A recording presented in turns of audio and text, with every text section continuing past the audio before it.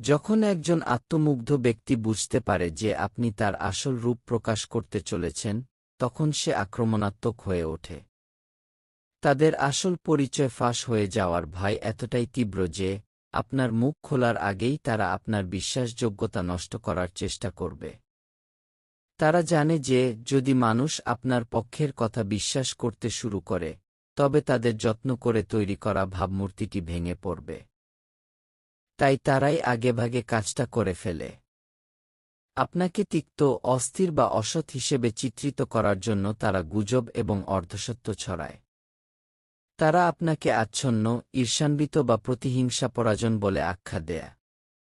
তারা আপনাকে বিচ্ছিন্ন করার জন্য কাজ করে, যাতে আপনি যখন শেষ পর্যন্ত মুখ খোলেন, তখন মনে হয় আপনি একাই ক্ষোভ প্রকাশ করছেন।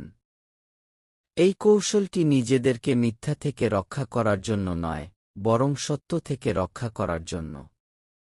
পরিহাসের বিষয় হল, তারা আপনার চরিত্রকে যত হিংস্রভাবে আক্রমণ করে, নার্সিসিস্ট ততই বা এটা প্রকাশ পায় যে তারা তাদের গোপনীয়তা লুকিয়ে এমন রাখতে কতটা মানুষদের মরিয়া। প্রতি আকৃষ্ট হন যে যাদের আপনাকে কষ্ট মধ্যে দিয়েছে, প্রকৃতই তাকেই ভালো ভুক্তভোগীর গুণাবলী অভিনয় থাকে। করতে দেখাটা অসহনীয় এবং অন্যায্য মনে হতে পারে, কিন্তু মনে রাখবেন, তাদের এই কুৎসা রটানো একজন আতঙ্কের আত্মমুগ্ধ লক্ষণ ব্যক্তি এমন ক্ষমতার নয়। মানুষদের প্রতি অতিরিক্ত প্রশংসা দিক বা থাকুন। হঠাৎ সম্মান প্রদর্শন করতে পারে, সময়ের সাথে সাথে যাদের অকাট্য শক্তিশালী সত্য প্রভাব, সবসময় মর্যাদা বা প্রকাশিত তাদের হয়, কাঙ্ক্ষিত যত জিনিস মিথ্যাই পাওয়ার তাকে সুযোগ চাপা রয়েছে। দেওয়ার চেষ্টা করুক না এর কেন। মধ্যে অন্তর্ভুক্ত থাকতে পারে